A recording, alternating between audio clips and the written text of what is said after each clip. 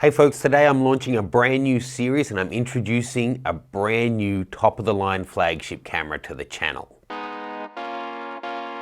Tom Hogan said it has a feature set that puts it at the top of the heap of digital SLRs, and it gives better than film results. DP Review gave it their highly recommended award, saying it has class-leading color reproduction and supreme build quality. Imaging Resource said outstanding in every respect. And no, it's not what you might be thinking.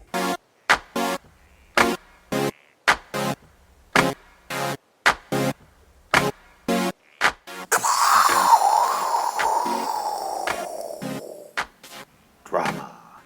You gotta love a good explosion, right?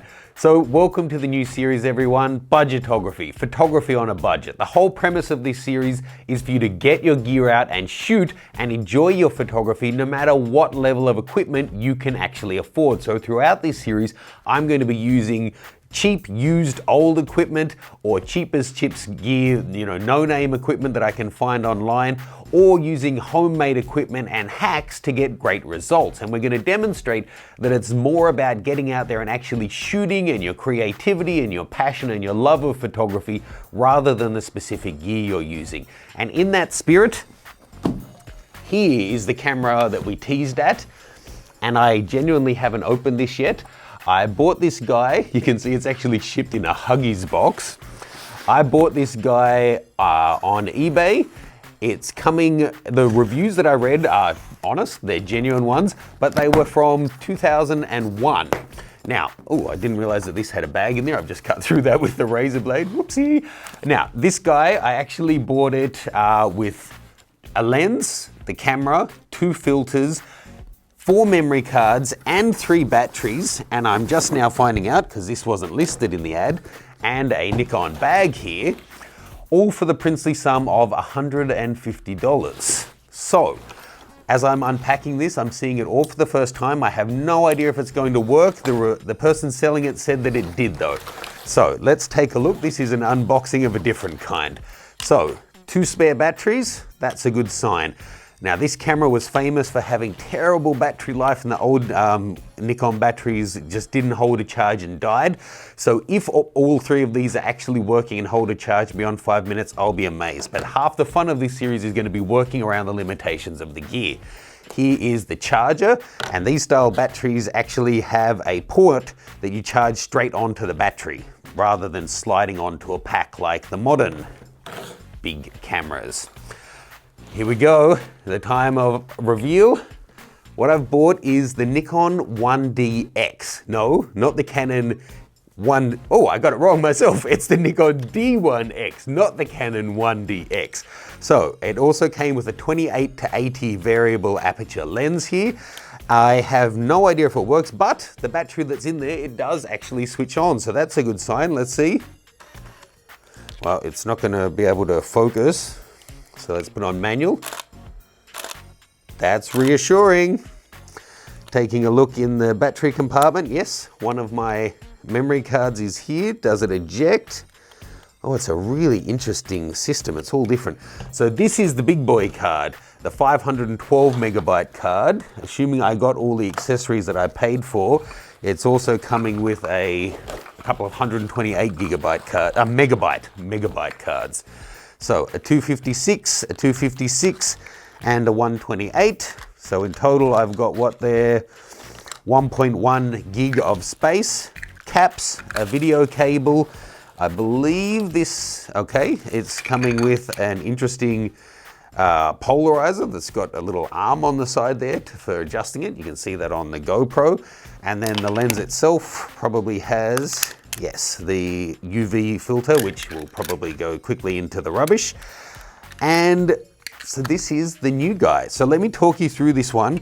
Back in its day, in 2001, this was Nikon's, top of the line, ultimate camera. This was, what everyone was lusting after. This one has an APS-C CCD sensor in it, and it produces a 5.9 megapixel image, but it's not a true 5.9 megapixel. The sensor itself is 5.3, but it's really odd. It's a 4028 across, and 1,324 down. They're rectangular, not square. They're taller than they are wide.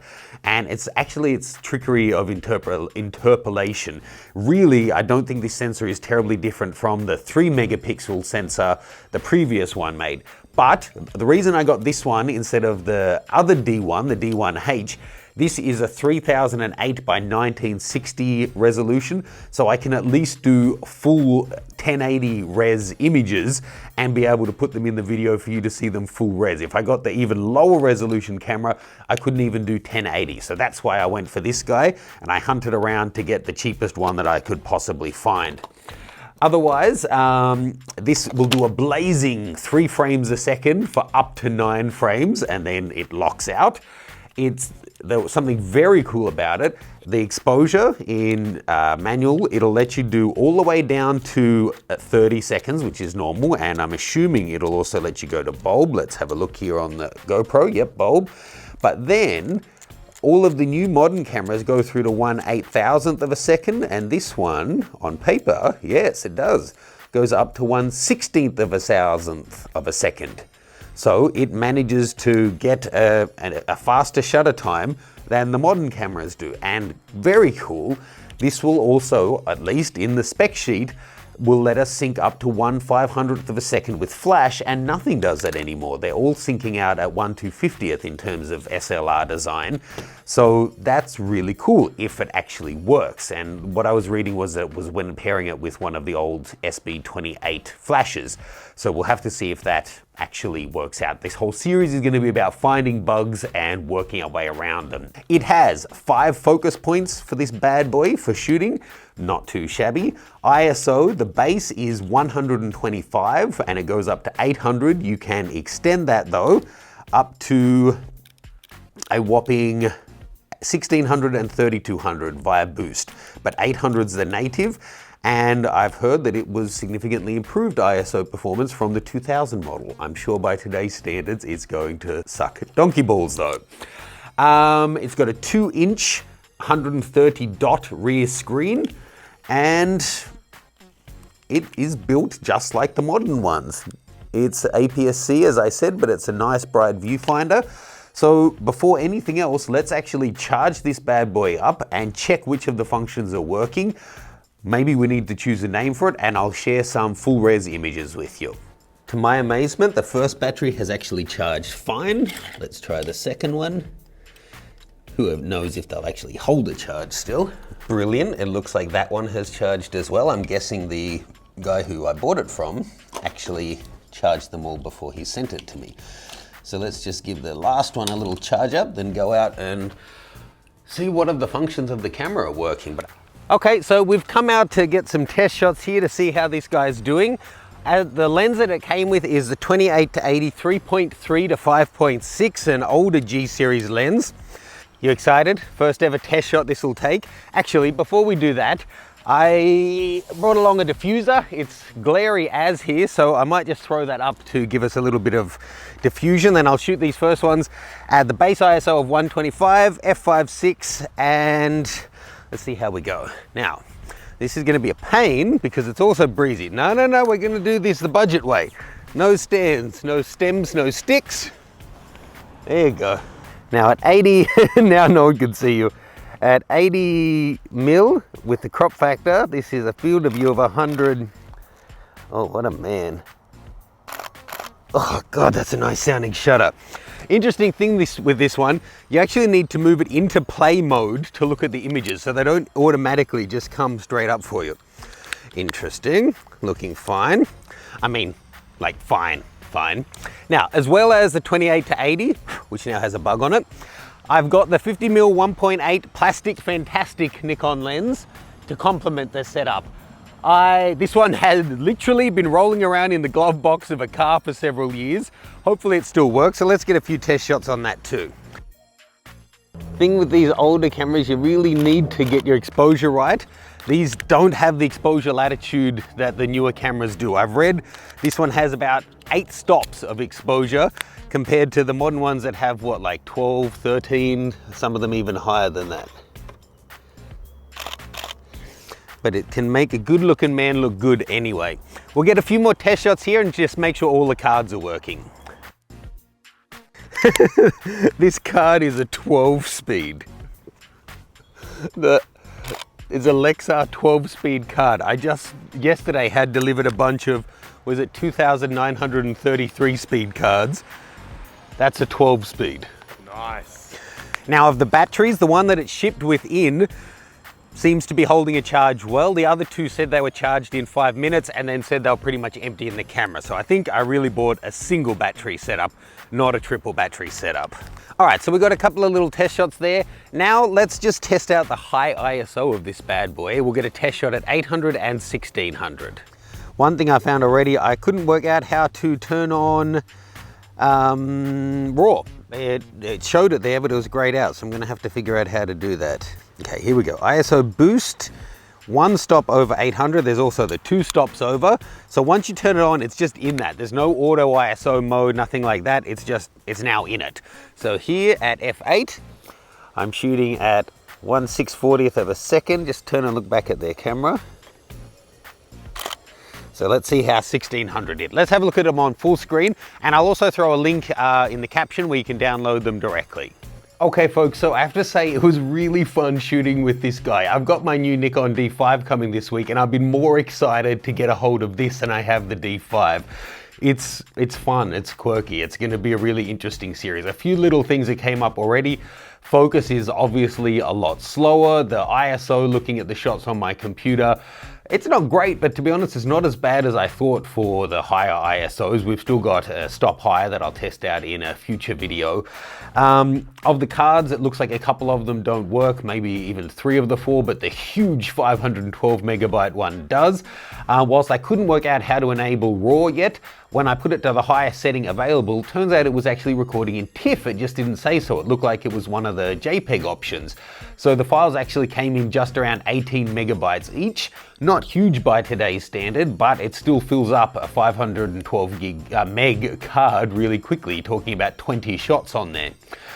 So, I would love to have your feedback. First of all, on this video, I guess this guy needs a name, or gal, guy or gal needs a name. The Nikon D1x, it's a beast and it's going to be my primary shooter for this series. So leave me your name suggestions below. As I said, you know, this is going to be a moving feast. We're going to find quirks and have to overcome them throughout the whole series. That's what it's all about, being creative and working around the limitations of your gear rather than saying, oh, I can't go and shoot that because I don't have the latest and greatest gear. We're going to make it happen.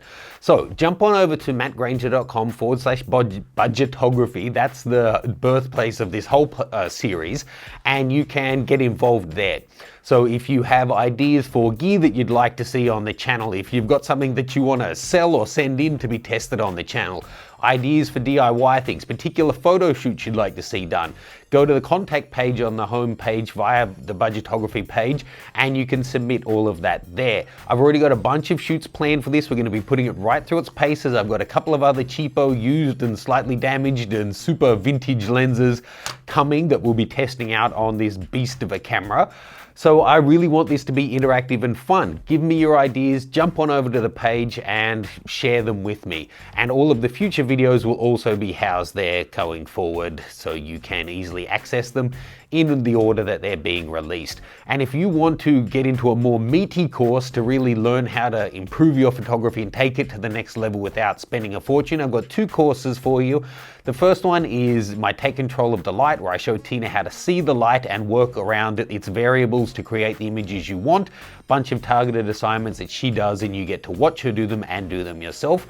And I've got Kickstart Your Photography, a 6-month guided program where I actually give you weekly lessons, quizzes and assignments over a full 6-month program, and you get access to a community forum where everyone who's doing the course is interacting and sharing their developments and insights. So check them out if you're interested, and stay tuned here because we're going to have loads of these videos coming up. I think it's going to be really, really fun. So I hope you guys are psyched about it as well. Let me know your ideas for names for this bad boy or girl. And I'll see you soon for more budgetography. Cheers, guys.